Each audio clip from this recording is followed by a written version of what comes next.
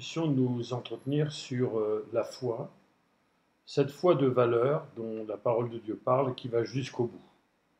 La foi de valeur selon la parole de Dieu, et nous allons essayer de définir ce qu'est cette valeur, c'est celle qui va jusqu'au bout, qui ne s'arrête pas euh, à cause des difficultés, mais qui plutôt va se renforcer et va aller jusqu'au bout par la grâce du Seigneur. J'aimerais que nous voyions deux textes d'introduction. Le premier se situe dans l'Évangile selon Marc, au chapitre 11 et au verset 22.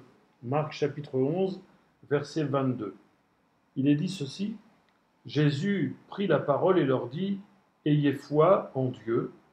Je vous le dis en vérité, si quelqu'un dit à cette montagne: ôte-toi de là et jette-toi dans la mer, et qu'il ne doute point en son cœur, mais croit que ce qu'il dit arrive, il le verra s'accomplir. C'est pourquoi je vous dis, tout ce que vous demanderez en priant, croyez que vous l'avez reçu et vous le verrez s'accomplir.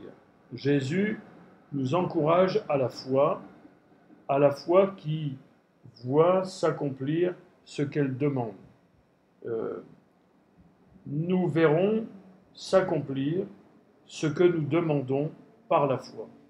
Jésus nous a encouragés à la foi et il nous a aussi encouragés à la persévérance.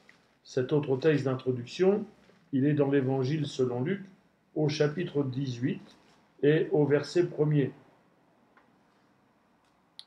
Béni soit Dieu pour les encouragements que le Seigneur nous donne. Peut-être encore davantage dans les moments que nous vivons, qui ne sont pas évidents, qui ne sont faciles pour personne. Luc chapitre 18, verset 1er. Jésus leur adressa une parabole, donc un enseignement imagé, pour montrer qu'il faut toujours prier et ne pas se relâcher. Donc il est question d'être encouragé dans la foi et d'être encouragé dans la persévérance. Il est arrivé que parfois nous nous posions des questions: pourquoi mes prières ne sont pas exaucées? Nous savons que les raisons sont multiples. Par exemple, si Dieu n'approuve pas notre vie, notre comportement, notre cœur, si nous sommes désobéissants à sa parole, si le péché n'est pas abandonné, confessé, s'il y a de la rancune, un manque de pardon, etc., etc., ce sera l'objet d'une autre prédication. Il est évident que nos prières ne sont pas exaucées dans ces circonstances. Mais parfois, c'est aussi un manque de foi et de persévérance. Maintenant, j'aimerais parler de ces deux choses, le manque de foi et de persévérance. Je ne parle pas de la foi en notion de grandeur. Vous savez que parfois il a été dit, vous savez, moi j'ai une petite foi. Et finalement, Jésus dit que la foi qui est efficace, elle n'est pas plus grande qu'un grain de sénévé, vous savez, la plus petite graine, la graine de moutarde. Il dit que si on a la foi comme un grain de sénévé, on peut dire à la montagne de se déplacer et elle se déplace. Donc ce n'est pas une question de grandeur de foi, mais plutôt de qualité de foi. C'est-à-dire, Jésus parle d'une foi sans mélange, une foi pure. D'ailleurs, c'est ce que l'apôtre Jacques écrit lorsqu'il dit ceci dans sa première épître, au chapitre, de toute façon il n'y en a pas deux, donc ce sera nouveau. Jacques, chapitre 1er, c'est plutôt ça que je voulais dire, et au verset 5, il dit ceci: si quelqu'un d'entre vous manque de sagesse, qu'il la demande à Dieu, qui donne à tous simplement et sans reproche, et elle lui sera donnée, mais qu'il la demande avec foi, sans douter, car celui qui doute est semblable au flot de la mer, agité par le vent et poussé de côté et d'autre. Qu'un tel homme, qu'une telle femme ne s'imagine pas qu'il recevra quelque chose du Seigneur, c'est un homme irrésolu, inconstant dans toutes ses voies. Donc c'est un coup à droite, un coup à gauche, un coup en haut, un coup en bas. Voilà, le doute est vraiment le poison de la foi l'hésitation, puisque le doute, c'est hésiter. Je ne sais pas si le Seigneur peut, si le Seigneur veut, je ne sais pas si je peux croire. Voilà, dès que on ouvre la porte à l'hésitation, on fait entrer le doute, et à partir de ce moment-là, Jésus, enfin, le Seigneur dit que on ne peut pas recevoir. Alors, j'aimerais parler de deux textes encore pour développer ce sujet en matière de foi et de persévérance. La parole de Dieu, c'est une parole vivante. Elle vit en nous. Je le dis, je le répète, elle contient ce qu'elle annonce. Et lorsque nous recevons la parole de Dieu, elle nous communique ce que le Seigneur proclame, ce que le Saint-Esprit nous enseigne. Ouvrons notre cœur à la parole du Seigneur. Évangile selon Matthieu, d'ailleurs les deux textes se situent dans cet évangile, le premier au chapitre 8 et au verset 5. Matthieu chapitre 8, verset 5. Voilà ce que nous trouvons. Matthieu chapitre 8, verset 5. Comme Jésus entrait dans Capernaum, un centenier l'aborda. Donc un centenier, c'est un capitaine de l'armée romaine à l'époque. Le priant et disant, Seigneur, mon serviteur est couché à la maison, atteint de paralysie et souffrant beaucoup. Jésus lui dit, j'irai et je le guérirai. Donc ça, c'est au futur.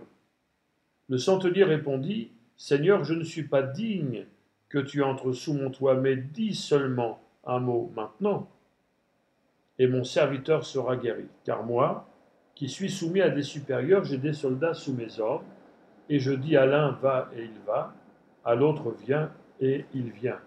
Et à mon serviteur fais cela, et il le fait après l'avoir entendu. Jésus fut dans l'étonnement, et il dit à ceux qui le suivaient, je vous le dis, en vérité même, en Israël, je n'ai pas trouvé une aussi grande foi, or je vous déclare que plusieurs viendront de l'Orient et de l'Occident, et seront à table avec Abraham, Isaac et Jacob dans le royaume des cieux, mais les fils du royaume, c'est-à-dire que ceux qui sont les plus proches, seront jetés dans les ténèbres du dehors, où il y aura des pleurs et des grincements de dents. Puis Jésus dit au centenier, va qu'il te soit fait selon ta foi, et alors même le serviteur fut guéri. Un homme conscient de ce qu'est d'avoir de l'autorité. En tant que capitaine de l'armée romaine, une armée très bien organisée, rigoureuse, quand un gradé disait quelque chose, le soldat, le serviteur exécutait à la virgule près l'ordre que le capitaine, le chef pouvait donner. Et il connaît donc l'exercice de l'autorité sur le plan humain. Mais maintenant, le Saint-Esprit lui a révélé qui est la personne de Jésus. Et lorsque le Seigneur lui dit, mais j'irai, je le guérirai, donc plus tard, il lui dit, mais, et un autre texte nous le dit, moi je ne suis pas digne que tu viennes chez moi, mais finalement, toi, et c'est ça que le Saint-Esprit lui a révélé, toi le Fils de Dieu, si moi, en tant qu'humain, j'ai de l'autorité que me donne un grade, toi, en tant que Dieu, en tant que Fils de Dieu, il te suffit de dire un mot et mon serviteur sera guéri. C'est-à-dire qu'il a une prière simple, mais une prière sans mélange, une prière pure, une foi pure. Il n'émet aucun doute. Il sait que, vu la personne de Jésus, il n'a aucun doute. Il a une prière confiante. Il sait qui est Jésus. Et quand on sait qui est Jésus, on a une prière confiante, on a une foi confiante, sans mélange. On ne se pose pas de questions. On sait que Jésus a l'autorité, le pouvoir de le faire. Alors, il va prier de la sorte et Jésus va lui parler d'une aussi grande foi. Grande foi, ce n'est pas en termes de grandeur, petite ou grande, mais ici c'est en termes de valeur. une aussi grande foi avec une telle valeur, c'est-à-dire une foi pure, une foi qui n'est pas polluée par les raisonnements. Peut-être que le Seigneur ne va pas pouvoir faire, peut-être que le Seigneur ne va pas vouloir agir, et peut-être que ceci. Et vous savez, parfois on dit je crois, oui, mais. Et ça, on l'utilise souvent. Et il ne faut peut-être pas s'étonner si ce oui, mais vient contrarier l'exaucement. La foi pure et sans mélange, c'est celle qui n'ajoute rien. Que ton oui soit oui, que ton non soit non. Tu crois, eh bien, dis-le au Seigneur. Seigneur, dis seulement un mot. Et dans telle situation, tu vas intervenir. Tu vas te glorifier. Tu vas te manifester. La pensée plus précise que Jésus donne dans ce texte, suivant l'analyse des termes utilisés, c'est finalement, Jésus parle d'une foi qui donne un avantage pour celui qui la possède. Je n'ai pas trouvé une aussi grande foi. Il est avantageux d'avoir une telle foi. Et Jésus parle de ceux qui viennent de l'Orient et de l'Occident, qui viennent de loin, et il parle des fils du royaume, c'est-à-dire d'Israël. C'est-à-dire que là, c'est pas ceux qui sont forcément géographiquement et comment dire historiquement près de Jésus qui vont recevoir, mais ce sont ceux qui ont la foi de cette valeur, la foi pure et sans mélange. Mais bien aimés, demandons au Seigneur cette foi de valeur, cette foi pure sans mélange, cette foi qui reconnaît l'autorité, la toute-puissance de Jésus et qui reçoit ce qu'elle demande parce qu'elle fait totalement confiance au Seigneur. Le second texte que nous voyons dans ce sujet, il est toujours dans l'Évangile selon Matthieu au chapitre 15 et au verset 22. Évangile selon Matthieu, chapitre 15, verset 22. Verset 21, 15-21. Jésus, parti de là, se retira dans le territoire de Tyr et de Sidon. Et voici une femme cananéenne qui venait de ces contrées lui cria « Aie pitié de moi, Seigneur, fils de David, ma fille est cruellement tourmentée par le démon. » Il ne lui répondit pas un mot, et ses disciples s'approchèrent et lui dirent avec instance « Renvoie-la, car elle crie derrière nous. » Renvoie-la, ça veut dire « Donne-lui ce qu'elle te demande pour qu'elle nous laisse tranquilles quelque part. » Il répondit « Je n'ai été envoyé qu'aux brebis perdues de la maison d'Israël. » C'est pour ça que Jésus dit vous me demandez de l'exaucer, mais ce n'est pas pour elle que je suis venu. Mais elle vint se prosterner devant lui, disant « Seigneur, secours-moi. » Il répondit « Il n'est pas bien de prendre le pain des enfants et de le jeter aux petits chiens. »« Oui, Seigneur, dit-elle, mais les petits chiens mangent les miettes qui tombent de la table de leur maître. » Alors Jésus lui dit « Femme, ta foi est grande, qu'il te soit fait comme tu veux. » Et alors même, sa fille fut guérie. Un récit tellement simple, mais qui met en évidence la foi sans mélange et pure et la persévérance. Parce qu'il a fallu qu'elle persévère. On voit que l'exaucement a tardé, malgré que... Alors, je ne pense pas qu'il n'y ait de prière qui soit moche ou pas belle, mais quelle prière! Quelle prière de pureté, de simplicité, quand elle dit « Seigneur, fils de David », donc elle s'adresse à la bonne personne, elle a la révélation, le Saint-Esprit lui a révélé qui est Jésus, et elle dit « Mais Seigneur, ma fille est cruellement tourmentée par le démon », et puis quand elle prie de nouveau, elle dit « Seigneur, secours-moi ». Il y a pas, voilà, elle est simple, elle est courte, mais il y a la foi dans cette prière. Et pourtant, elle ne va pas être exaucée. Parfois, nous avons dit ou pensé, pourtant j'ai bien prié, pourtant je crois avoir dit ce qu'il fallait, j'étais sincère, j'ai cru, et je n'ai pas été exaucé. Mais ici, nous voyons bien que le problème n'est pas dans la prière, mais on voit que le Seigneur veut enseigner quelque chose, et, et reconnaissons que le Seigneur veut souvent tester notre foi pour savoir jusqu'où nous sommes capables d'aller. Est-ce que nous nous décourageons vite, nous nous démoralisons vite? Est-ce que nous sommes vite démobilisés? Ou est-ce que nous sommes capables d'aller jusqu'au bout? Il faut aller plus loin que cela, que de dire, pourtant ma prière était belle, sincère, etc. Quand on examine ce texte, on voit que le problème n'est pas dans la prière, mais la première réponse que Jésus va lui donner, et c'est là tout l'art que Jésus a à l'égard de ses enfants, c'est que il veut tester sa foi, et il teste sa foi dans un premier temps. Il ne lui répond rien. On n'aime pas. On n'aime pas quand le Seigneur dit non,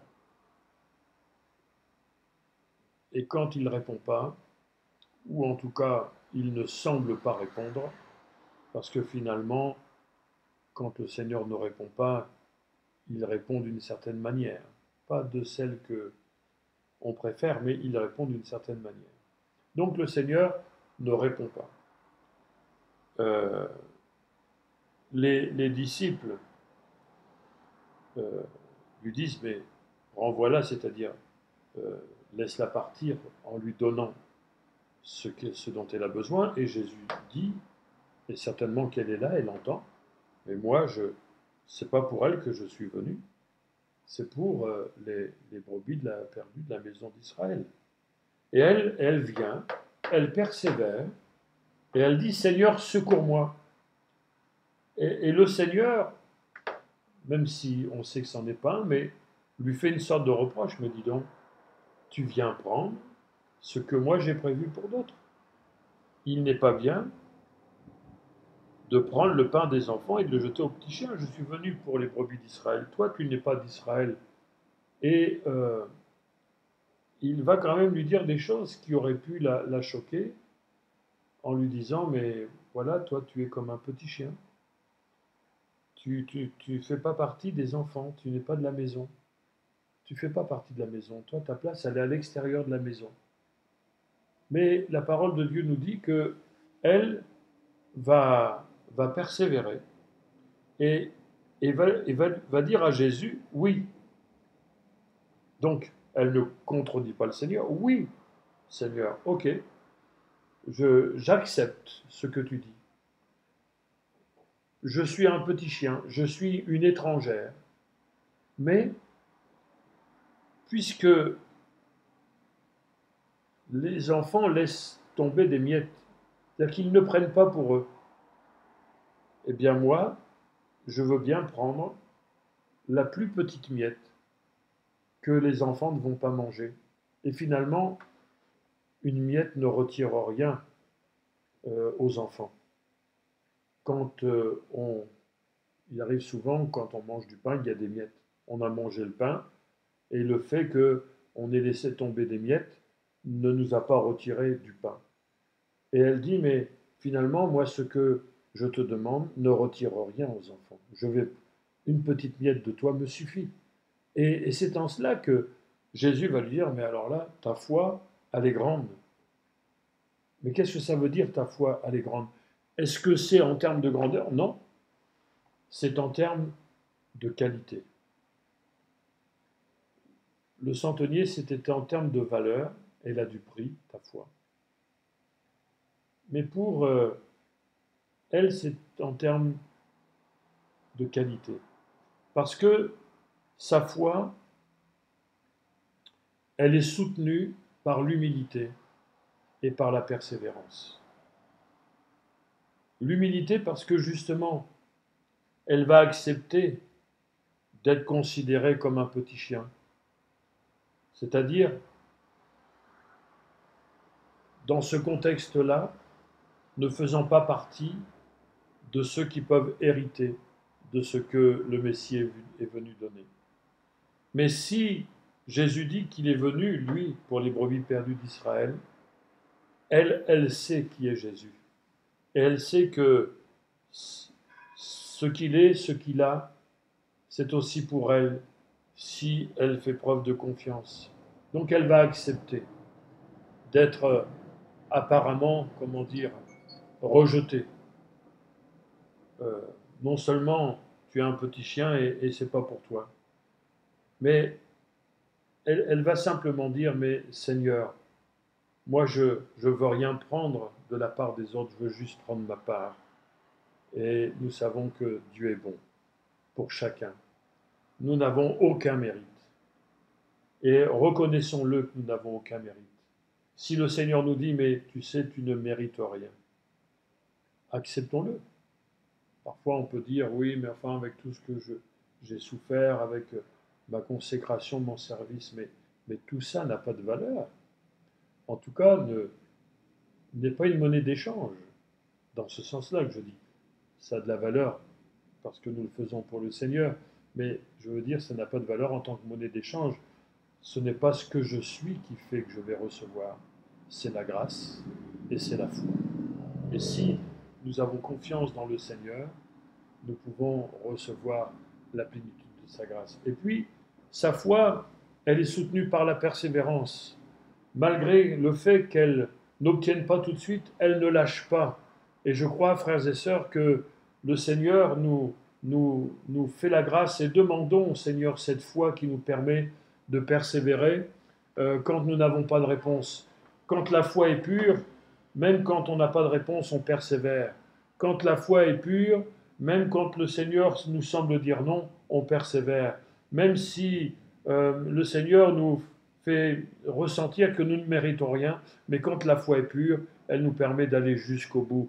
Seigneur, donne-moi d'avoir une foi qui va jusqu'au bout, même quand ça paraît bouché, fermé, même quand le Seigneur paraît ne pas répondre, même quand le Seigneur paraît dire non, même quand ça tarde. Seigneur, donne-moi cette foi pure et sans mélange, qui me permet de voir ta grâce et qui te permet d'agir selon ma foi. Oui, le Seigneur agit selon la foi. Seigneur, donne-moi cette foi simple, cette foi efficace, cette foi entière qui te permet de te glorifier. Que le nom du Seigneur soit béni et soyons fortifiés, encouragés par la parole de Dieu. Amen.